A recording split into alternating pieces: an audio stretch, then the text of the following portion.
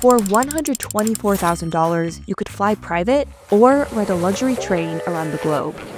Once considered a nostalgic novelty, high-end rail travel is booming, and it speaks to a larger shift that's happening in the upper reaches of the travel market. Luxury rail is having its moment. Most of our travelers are not rail aficionados either. They're just looking for that experience to say, oh, let's try that by train. Over the last few years, demand for luxury train travel has skyrocketed, with waitlists stretching into the thousands. So as of now, going into next year, we have just over 1,500 people on the wait list. But in an era of booming luxury travel, some high-end rail experiences, with prices reportedly topping $100,000 a night, can feel out of reach compared to other options. Here's what's fueling the growth of luxury train travel, and why wealthy passengers are opting for private cabins with curated journeys around the globe.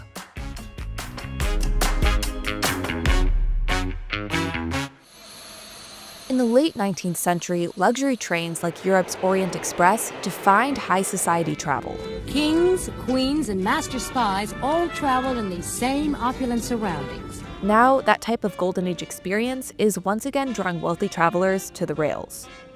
So when it comes to luxury travel, the rail itself is the destination. Frank Marini is the CEO of Railbookers. The rail-focused tour operator works with various luxury train companies to craft custom, end-to-end rail vacations around the world. We connect luxury rail with hotels, sightseeing, national trains all over the world to customize and personalize any trip for any guest. In the past few years, the company has seen skyrocketing demand. Last year was the best year in the company's history. This year is already the best year in the company's history. Unlike bus tours and flights that simply get you there, Railbookers says luxury train travel makes the journey itself the experience. The train sees places that you can't see by car, by boat. It's also, in many cases, your dining experience, your hotel experience, even your social experience. The boom in luxury rail parallels a broader resurgence in train travel. Global passenger numbers have climbed steadily over the past 4 years. We've seen in the past year at least a 65% year-over-year growth in our luxury rail travel in general. Tara Minson is the president of IntelliTravel, a global host travel agency with over 100,000 members. Rail, luxury rail in particular, used to be a bit of an older, maybe demographic, and I think the demographic has even changed a lot.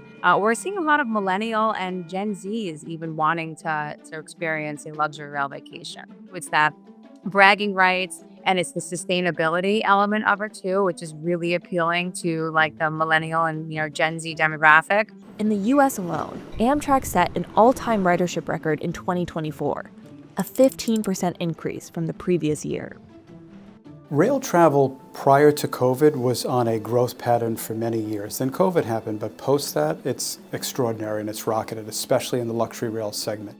And part of it is how people are valuing life post-COVID. People are not waiting. In 2024, Railbookers' luxury bookings jumped 55% year over year. The company credits this post-pandemic surge to a renewed appetite for immersive, slow travel adventures. Unlike bullet trains that hit nearly 200 miles per hour, luxury trains intentionally travel at a slower pace. You could have anything from a Michelin-style chef on the train. The accommodations are world-class entertainment. Luxury rail companies say their amenities are designed to match 5-star standards, from private bathrooms with heated floors to personalized service from onboard butlers. So luxury really sometimes brings you back to a period of time, whether it's getting dressed up in a tuxedo for one night, it's the piano player at the bar playing till the last person leaves at 4 in the morning. They want every aspect to be perfect. Another draw of luxury rail travel is off-the-beaten-path experiences. From journeys in the Italian countryside and rural Japan to itineraries in the Peruvian Andes. But they don't come cheap. Railbookers' 2025 Around the World Rail Journey costs $124,000. The 59-day trip spans more than 20 cities across 12 countries, aboard 7 different high-end trains. You'd see around the world by cruise, you'd see around the world by private jet, and we kind of brainstormed to say, well, what about could you do it by rail, and then what about luxury rail? And we put it out there, and the demand has been extraordinary, mostly because people didn't know you could actually do it.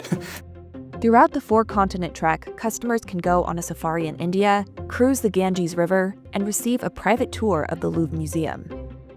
As of June 2025, Railbookers said the experience had a waitlist of over 1,500 travelers.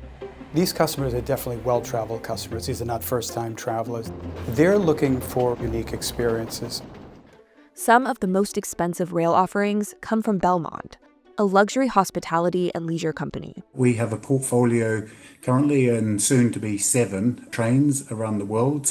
Probably the most famous is the Venice Simplon Orient Express, which has been running since 1982.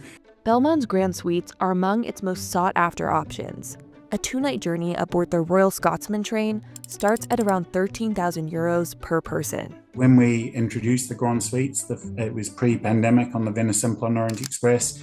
After our first year, we realised that they were effectively all sold out for the year. They're generally the first to sell. They're the ones that are in demand. We often have waitlists for those on particular journeys.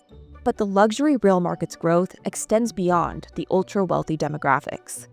For 2 nights on Canada's Rocky Mountaineer train, a standard cabin starts at about $1,600. A big thing that we've seen was what I like to call little luxury. So is this whole group of people who want that little bit of luxury, but not the whole luxury. So it may be that 2-day, 1 night on the Orient Express, well, that's their anniversary, that's the bucket list. But then they may continue on to other parts of Italy. So we're seeing much more customization across the board. Still, the luxury travel market is crowded, with cruise lines, private jets, and 5-star resorts all vying for a similar demographic of wealthy travelers. I think the impression of rail in particular is that, you're riding on a rackety old train and, it's not comfortable and it's merely just a means of transportation. And it's really changed a lot. I think that the challenge that rail is having is just continuously looking to change that mindset and build better brand awareness. Luxury cruises occupy a similar corner of the market. Premium brands like Regent 7 Seas offer global voyages that start at around $86,000. If you can afford and you want that luxury experience, that Belmont, that $12,000, suite, by all means, you can find that on rail just as much as you can find it on cruise, just as much as you can find it on land as well. And while airlines and cruise lines tend to offer budget-friendly tiers to attract a broader audience, luxury rail is embracing a more exclusive approach. Some companies, like Belmont, are enticing wealthy travelers with pricey upgrades.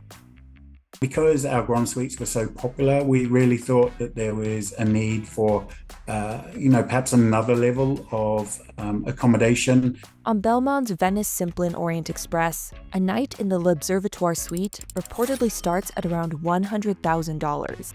The more than 330-square-foot suite is the train's largest accommodation, spanning an entire carriage.